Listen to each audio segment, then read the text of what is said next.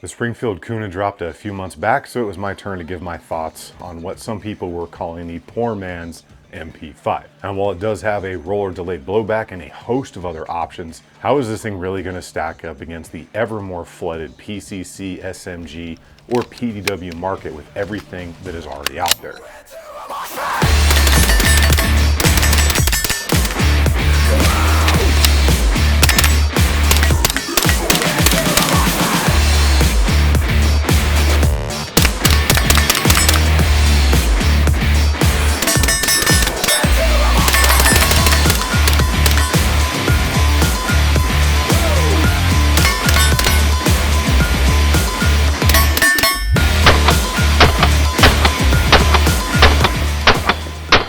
Because the subgun, PDW, or AR-9 craze has been around for some time now, and Springfield brought the Kuna into the US from its homeland of Croatia, where it was developed for military and law enforcement contracts and has been pretty well vetted overseas. Basically, if you don't know, HS Product makes these with a little bit of Springfield requested changes and touches, and then they are imported and branded for Springfield from HS Product. So the Springfield Kuna was sent in for testing and evaluation, like many other things here on the channel are.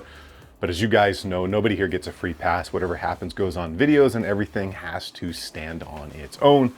And if you're a fan of that kind of no BS style review, make sure you do subscribe to the channel. It's a big help and it's free, so it doesn't cost you anything.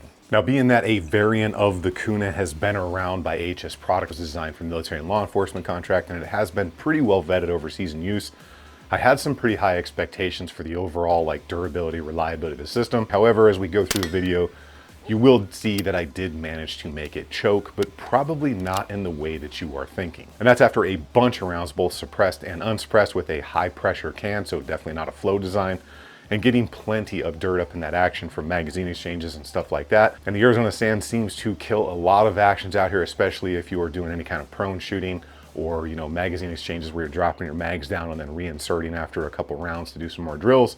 That's just kind of the nature of sandy environments. But the action did still seem to just run and run no matter how much more carbon or dirt got up in there. Now, you guys know the channel does have supporters like Patreon. I'd like to give a big thanks to all of you out there that have supported me on there, as well as Shell Shock Protection. They make really nice ear pro and eye pro stuff you can kind of wear out to the range and then wear out around the town if you're looking for good ballistic rated sunglasses.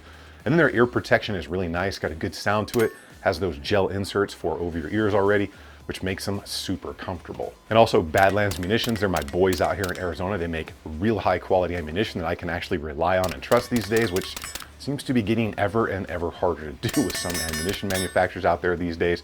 But I will have information for all of those guys over at the build list. You can check them out, do all of your own research. First link in the description down below. And then for you brave souls watching this in your employer's break room, casting it to the TV so everybody can get a piece, QR code's gonna be right up here for you. So what is the Kuna and what makes it any different from things out there? So this is the 9mm variant. It is a PDW, or personal defense weapon, kind of colloquially referred to out there by a lot of people as an SMG or a subgun, something like that, even though this variant doesn't have the giggle switch in it, which is awesome. But it's in that range of things, right? These compact, either AR-9s, PDWs, SMGs, even though it's not a true submachine gun, it's got that same style and fit to it. Now, this does have a roller delayed system in it. It's not the radial delayed system that H&K has. That is quite a bit different. But that roller delayed system is nice because it does smooth out recoil quite a bit as compared to direct blowbacks like a lot of AR-9s or the CZ Scorpion. It also will help with how much carbon comes back into the system if you're running a lot of suppressors on the thing. And this version of the PDW seems to have all of the trimmings that you want right out of the box when it comes to something in like a 9mm delayed blowback platform. On the back end, I am running the Strike brace, but since it is pick rail back there, you can put whatever you want on there. ATF be damned, right? It has a very AR-ish feel to it when it comes to the grip and the controls, because the pistol grip is an AR direct replacement, and the controls are right in a similar place. It is fully ambidextrous on that lower, from the controls, the safety, the mag release, so lefties finally get the love that their mothers never gave them out there in life. The flat face trigger is actually pretty solid on this thing under use. If you're just sitting there playing with it, it does feel a little long, a little spongy, but when you're out there actually pulling the trigger with live rounds, it kind of falls into its own and feels pretty good. It's a very two-stage-ish with a little bit of creep feeling trigger, but It actually pulls pretty decent on the gauge, has a very tactile brake and reset, so it's not bad, especially for something like this, because when it comes to things like this platform, the triggers can get really bad. I mean, think like a bullpup trigger bad. So this one, as compared to others, it's actually very solid. All of the contact points have that very nice sandpaper style texture, which helps with a lot of additional grip if you're wearing gloves or it's hot, sweaty days out there on the range. There are QD points in the upper, along with integrated low profile, medium, and kind of higher flip up sights. Although those sights aren't really like co-witnessable with your standard optic heights on there, they are usable, but they're kind of like standalone iron sights. The upper is all metal with a monolithic style rail that has M-LOK on it, and the lower is polymer, which is pretty common these days for stuff like this from CZ and other manufacturers out there like Stribog SP9A3. You do get pick rail all the way across the top, an open ejection port, non-reciprocating charging handle that is swappable, and it's also spring loaded out there on the handle, so it folds back forward when not in use, which is pretty nice. That monolithic upper does have M-LOK in the major clock positions, but it's minimal M-LOK. This thing is 6-inch pistol barrel, which is cold hammer forged 1/2x28 for all of your common muzzle devices and suppressors. I personally ran the AB F4 can out there, which is a kind of higher pressure can, to put a lot of carbon back into that system on purpose, just to see, with all that muck in there and of course the Arizona sand, how this thing was actually going to function in kind of a little bit more of a higher round count single training day with muck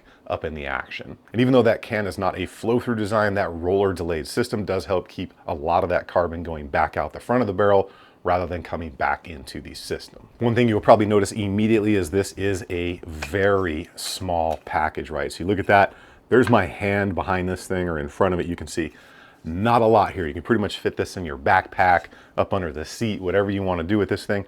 But what you're also going to notice out there running this thing is you are crunched up. Your working area is very small and you are very tucked in like this when you run this pistol. So if you are a bigger guy, you know, 6 foot, 6'4" like me, this thing is going to feel very small to you, but that's just the nature of the business when it comes to having something that's built to be this small, this concealable for you to run around in your briefcase or whatever you want to take this thing around town in. But just be aware of that. Unless you're running some like wildly long stock or brace on here, you're going to be very tight in, almost to the point where it's uncomfortable on your offhand getting up on that rail. You're going to be at a pretty twerked up angle there. So one thing to pay attention to. I rigged mine up with the new Vortex Crossfire in tan, an HRT ODA mini light on there, and a dye-free Co hand stop out front, because I wanted to make sure I did not reach out a little bit too far and shake hands with a hot suppressor. So there is definitely a lot of good stuff going on with this pistol as far as the base options it comes with out of the box, but what do I really like here? It has decent recoil. It's a delayed blowback system. The ambi controls seem to be very easy to get to and in the right place. However, you do need a bit of a bigger hand to run these things, and we'll talk more about that in a minute. The controls are mostly guarded and recessed to avoid accidental activation since it is full ambi. The system is stupid easy to clean and maintain. You get a flared mag well, and that pick rail out back just opens up an array of choices that you can put on the back as far as braces or stocks, whatever you want to do.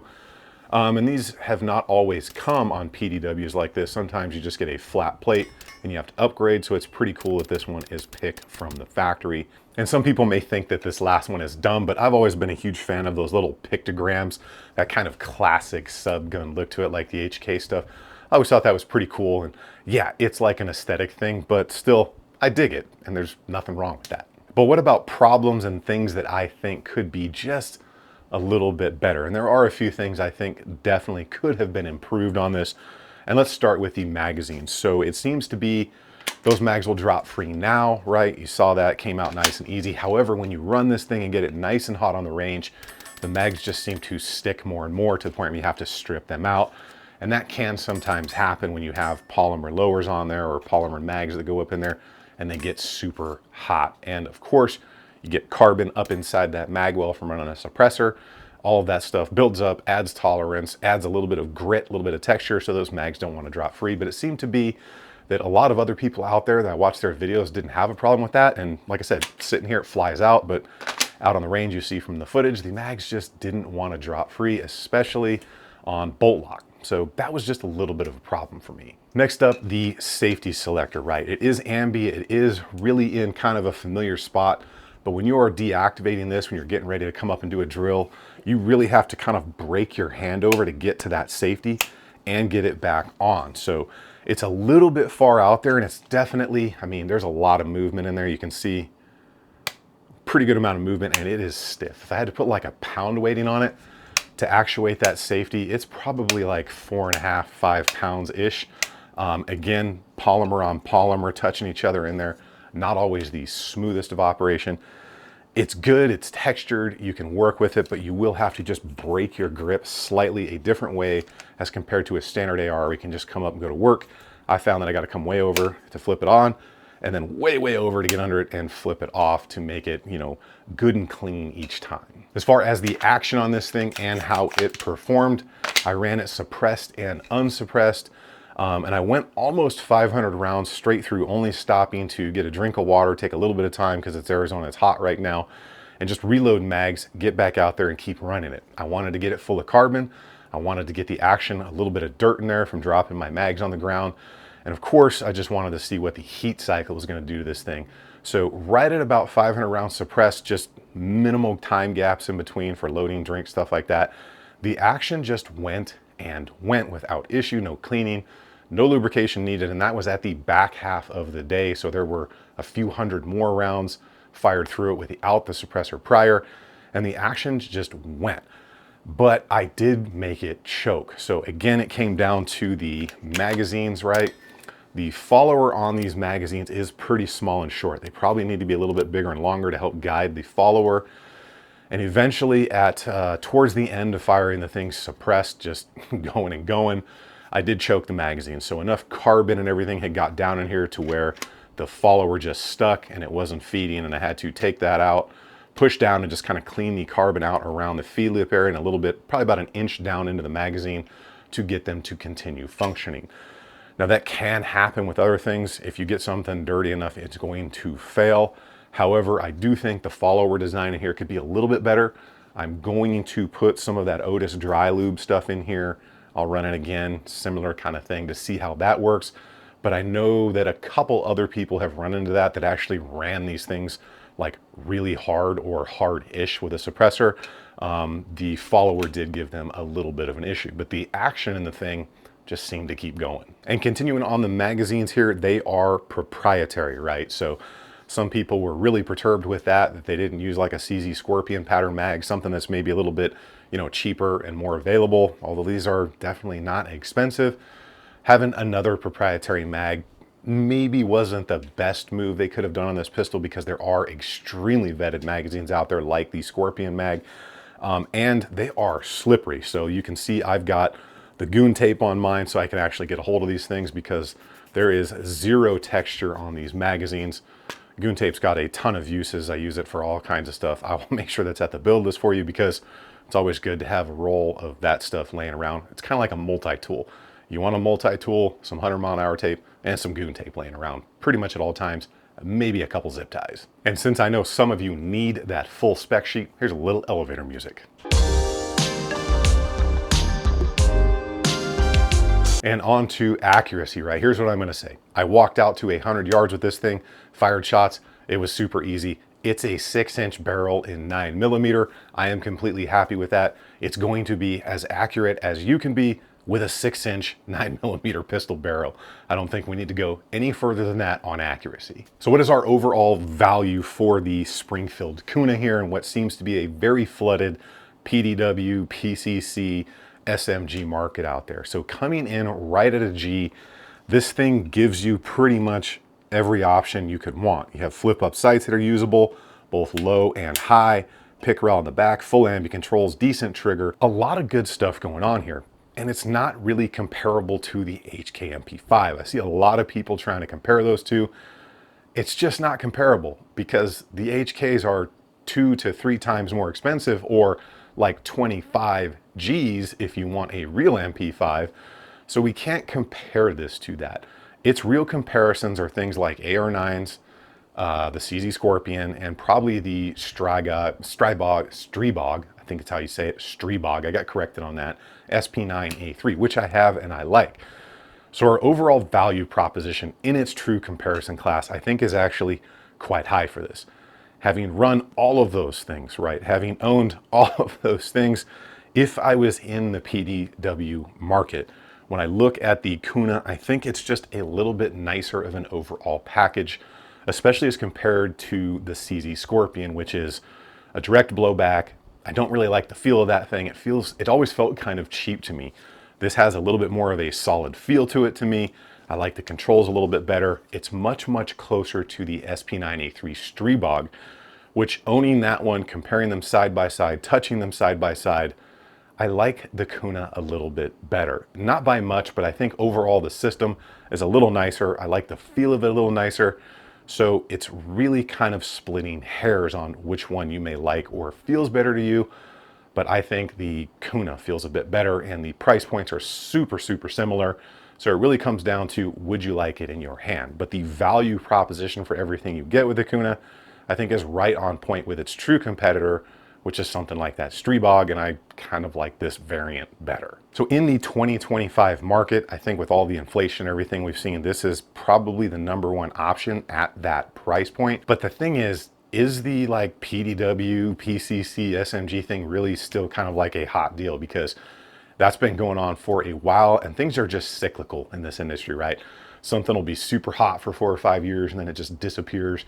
And then 4 or 5 years later, it comes back and everybody wants a PDW or something like that. So I'm curious to know where you guys are at and where the market's at, because it seems to be that a lot of companies are going all in one direction or another when it comes to either pistols, rifles, or PCCs, whatever it is. So let me know in the comments down below. Get subbed up to the channel. That parts list will be linked down below. And remember, if you stay ready, you ain't got to get ready.